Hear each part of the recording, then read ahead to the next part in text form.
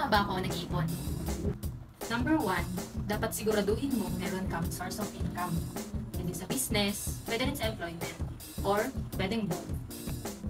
50% ng aking income ay napupunta sa savings. Pwede rin 30% or 20%. Pero dahil hindi naman ako breadwinner, kaya ko ang mga 50%. Sunod, gumagamit ako ng bank book para sa savings. Hindi ako fan ng ATM kasi anytime pwede kang mag-withdraw. For example, namamasyal ka sa mall, may nakita kang bag tapos gusto mong bilhin. Pwede kang makapag-withdraw agad. Samantalang kapag bank book, kailangan mo pang pumunta sa mismong bank para mag-withdraw. 40% naman ng income ko napupunta sa mga bayarin like utilities, groceries, food, rent, masahe.